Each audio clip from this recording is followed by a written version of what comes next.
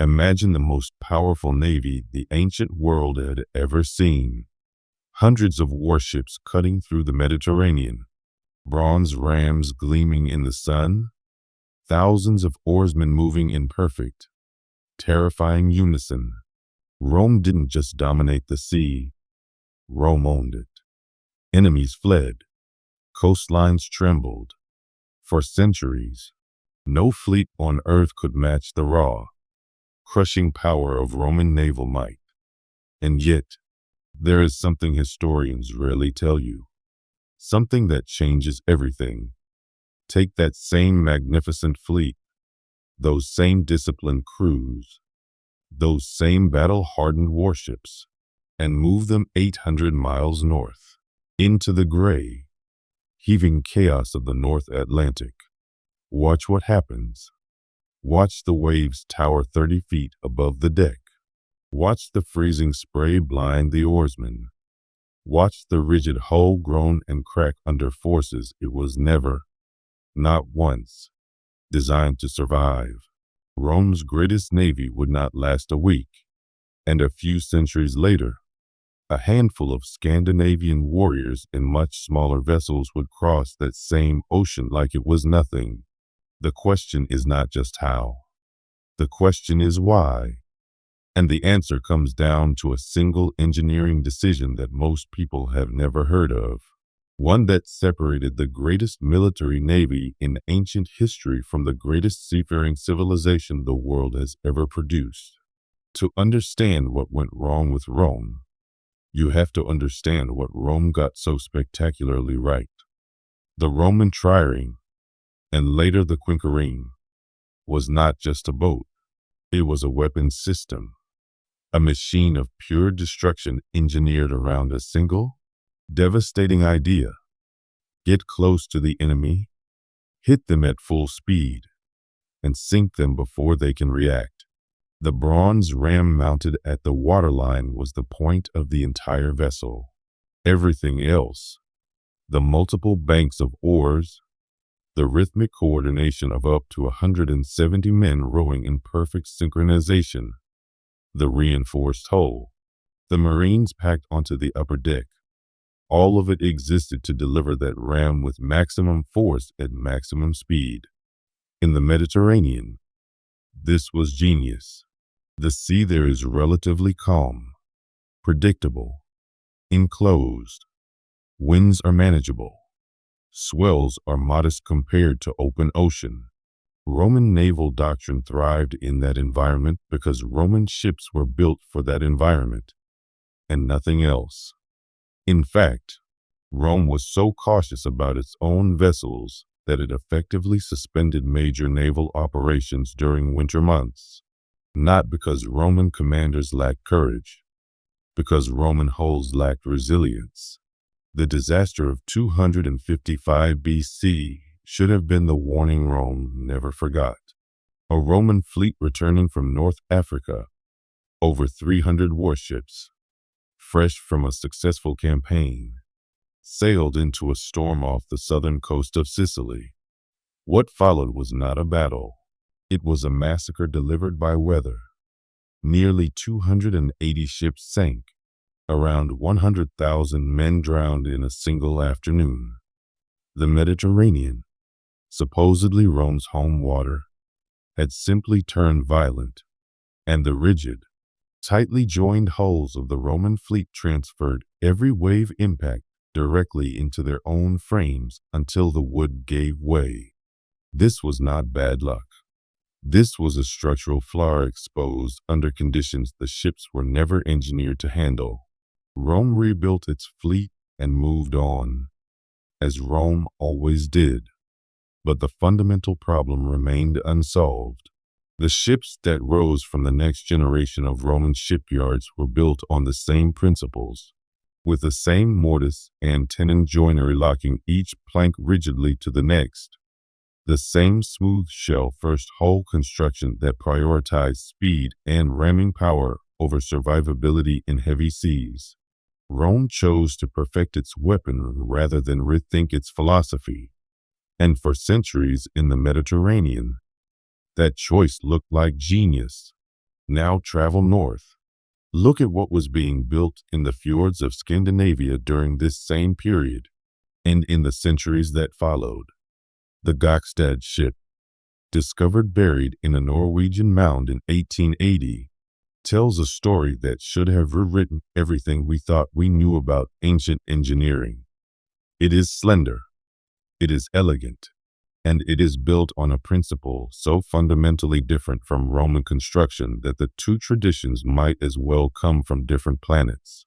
Where Roman builders locked planks together tightly, edge to edge, joint to joint, creating a hull that was essentially one rigid unit, Norse shipwrights did something that looks, at first glance, almost primitive. They overlapped their planks. Each streak of wood lapped over the one below it, and the two were riveted together with iron. This is called clinker construction, and inside that apparently simple choice is one of the most sophisticated engineering insights in the history of human technology. Here is what the Norse builders understood that Rome never did. The sea does not push in straight lines. Waves twist, swells roll.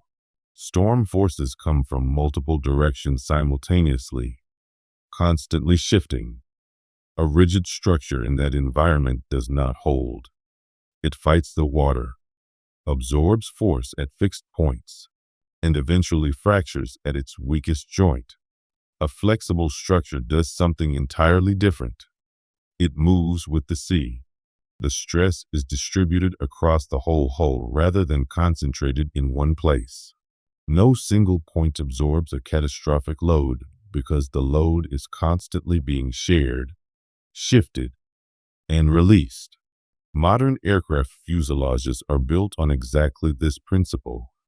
Engineers deliberately allow them to flex under stress, rather than building them to resist every force absolutely.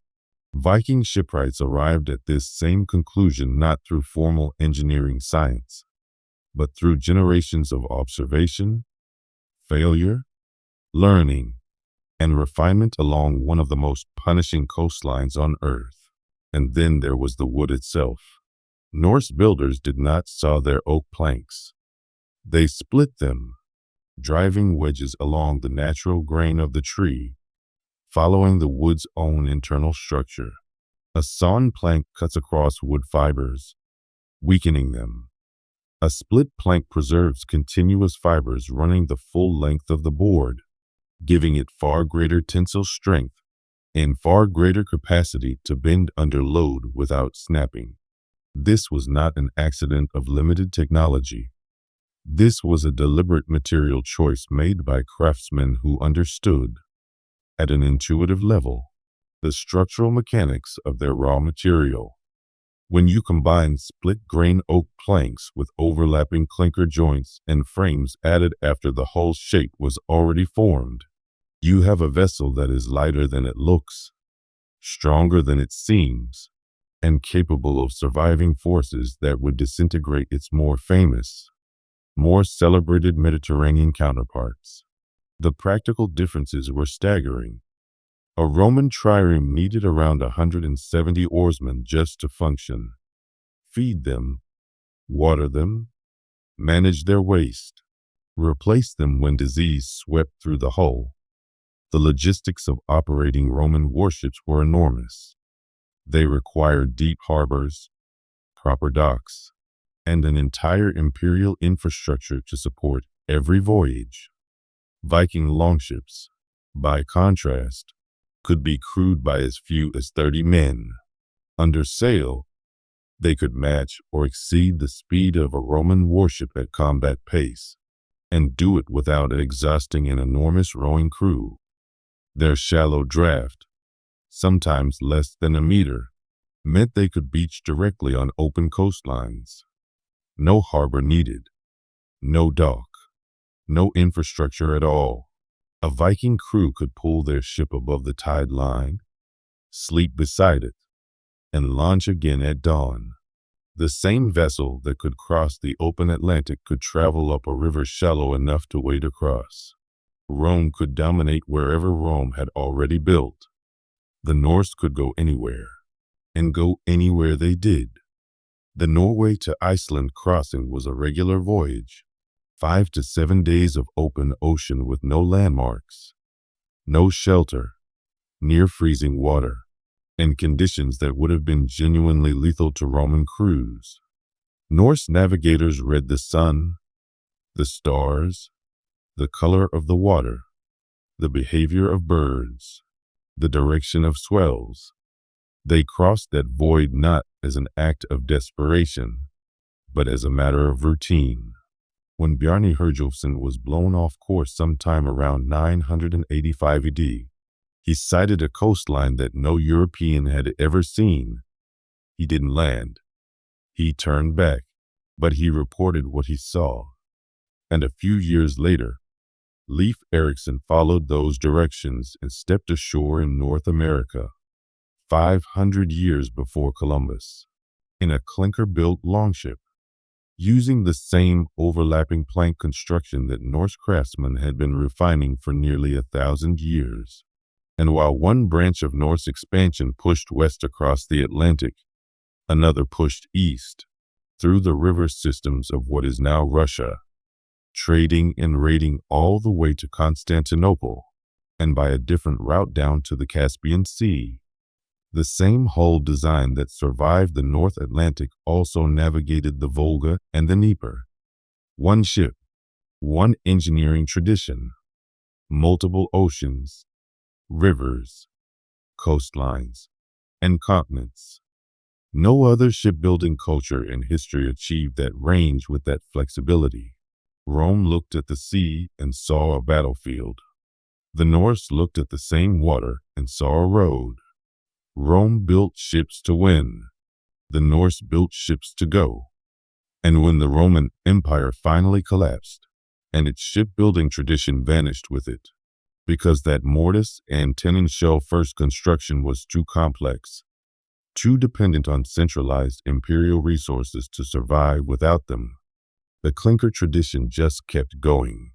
It didn't need an empire to sustain it. It was refined by communities, passed between generations, adapted to new challenges, and it survived. When Magnus Anderson sailed a replica of the Gokstad ship across the Atlantic in 1893, he reported that the hull flexed measurably in heavy seas and held together perfectly.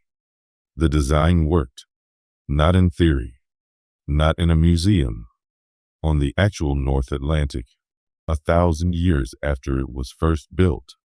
UNESCO now recognizes Nordic clinker boat building as a living cultural heritage tradition. It is still practiced. It is still alive. Rome's navy was one of the greatest concentrations of military power the ancient world ever produced. But power built for one environment, against one type of enemy, in one body of water, is not greatness. It is specialization. The Norse did not have Rome's empire, Rome's resources, or Rome's legions.